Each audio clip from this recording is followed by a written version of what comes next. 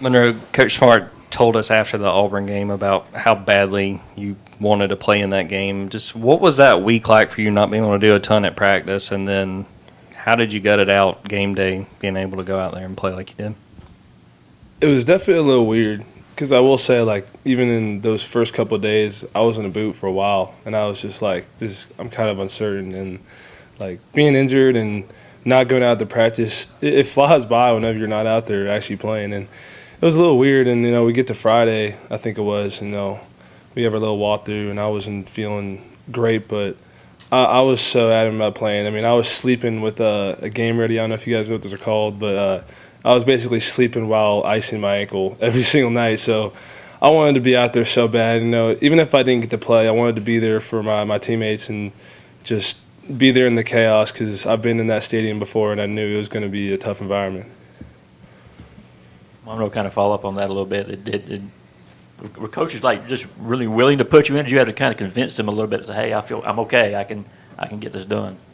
I mean, I don't think I was technically supposed to play. I wanted to play, but a lot of people were telling me like, think about yourself a little bit. But I got out there and I was like, what? I actually feel pretty good, and I think that I can manage to play. But those first two drives were going, and I was just trying to console Bo and just trying to talk to him. And then Coach Searles came up to me and was like, "Are you good to go in?" And I was like, "No, I thought you never asked." I'd love to go out there and play. So where do you feel like you are physically now, a few weeks removed from that? Do you feel more comfortable going, compared to where you were at that Auburn game? Yeah, it's 100% like better, and I'm happy we have this bye week so I can really rest it and use the weekend too to rest it. And I think that coming in this next week I'll probably be 85-something%, but just being this far in the season you're going to be beat up regardless. So it's just a matter of how well I can manage it. You're playing through pain, obviously, but you're also playing quite well in that span. What does that do for your confidence, knowing that even though you're not 100%, you're still able to help this football team and improve over the course of the year? I think that being hurt, I think that a lot of what happens is you kind of compensate. So I think I've been able to work on different parts of my game, having to be a little hurt, and so it gives me confidence that knowing when I am completely healthy, I'll be able to kind of put all the parts of my game together and really play at my full potential. Kirby was talking about on Saturday how Gunner has been playing through some bumps and bruises as your quarterback. You're doing it. I'm sure, like you said, a lot of these guys are. Just do you see that have an impact on the other guys in your huddle, just in practice when you're watching? Hey, we're banged up, but we're here. Does that spread throughout the team, and if so, how? I think you said it, like everyone else is hurt, but knowing that our quarterback, I think he's gotten a lot better at not taking those big hits. The Kentucky game, I remember I got hurt and I was in the locker room watching the game and I saw him go like for a scramble for a first down. He was going, and I saw him take a slide and I was like, that's the smartest decision I've seen Gunner make so far this season. And I think it really helps when that someone's hurt and that they're fighting for the team and that they really care. And I know Gunner had that oblique injury or something, and he was hurting in the game, I could tell, but he's going out there and fighting for the team, and that really fires everybody up when they're putting their body on the line.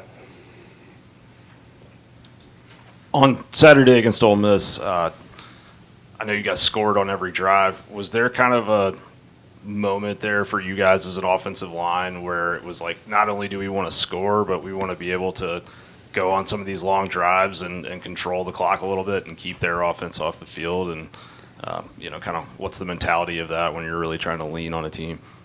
Yeah, I've been on the other side of that coin where you go off really fast, and I think being on there, giving our defense a rest so they'll be fresh, and just kind of controlling the game and taking the clock down, and because I know that's a strategy. That's a strategy you can use. Being an offensive lineman, just running the ball and just slowly taking chops of your opponent. Keep chopping. I think it's a great thing for offensive line. I think everyone on our offensive line loves to do it. Yeah, other than health, obviously, where do you feel like this offensive line has gotten better and improved throughout the season? It seems like every week is better and better, both running the ball and protecting Gunner. Probably just getting comfortable with the amount of rotations we got going on, because we got different guys going in everywhere, left and right. And, at first it was a little hectic just because we haven't played next to each other. But now I think we've gotten so good at everybody playing everywhere and playing with different people and kind of trusting each other that it doesn't really matter who's going to be in the game. We're all going to be on the same page, and we're all going to want to compete together and communicate and work as a unit. We've gotten used to Tate for the last couple of years being a pretty loud voice in the offensive line room. I know this line has had to come together and, as you said, go through a lot of transactions in terms of who's playing where. How would you describe the personality? Who are some of the voices and personalities that you're seeing emerging now that you guys are coming together and having so much success?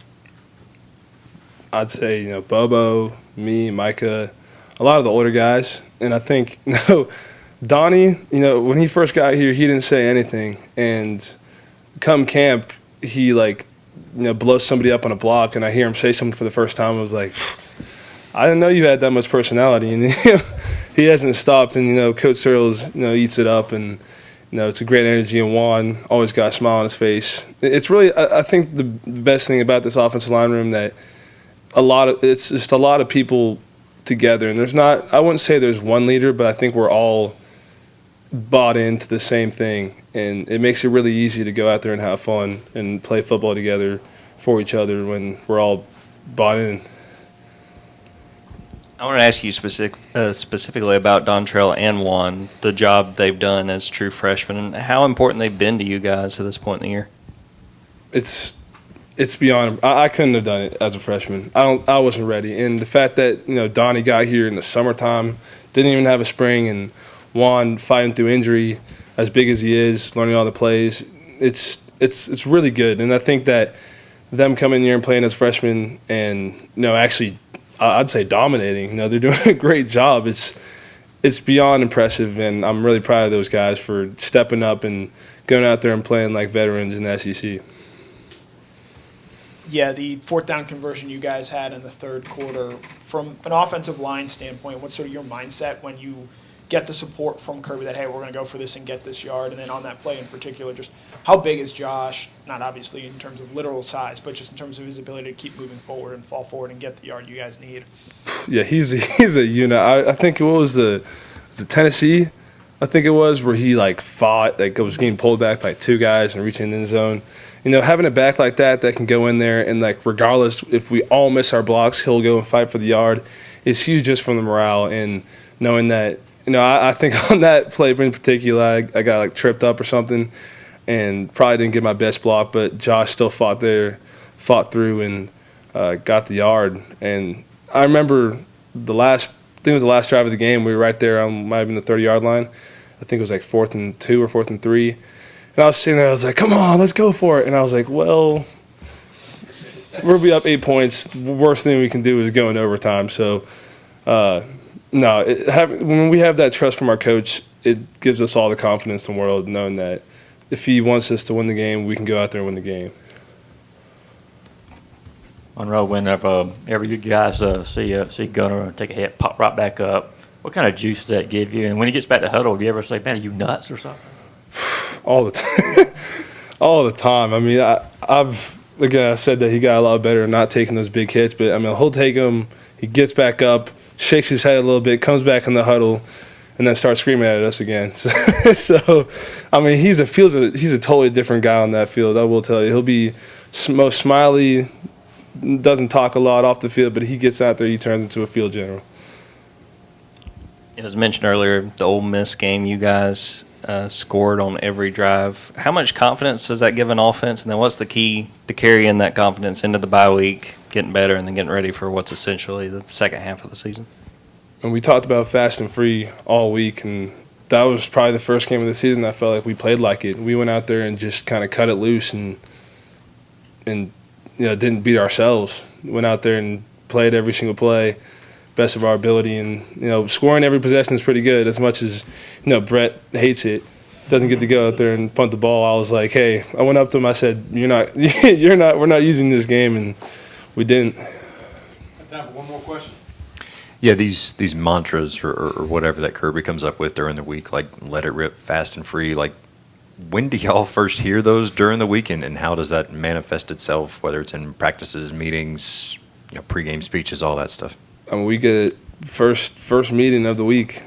We have a mantra for most weeks on how we're going to play the game, and I think after Auburn, slow start, didn't do what we wanted to. I think that matched what we wanted to do, and for the most part, I think we played that way. And whenever we have those mantras, but when you actually go out there and play and use that mantra, it gives you the belief that anything going forward is you buy into it, you're gonna play that way. Thank you, Monroe. Thanks, Monroe.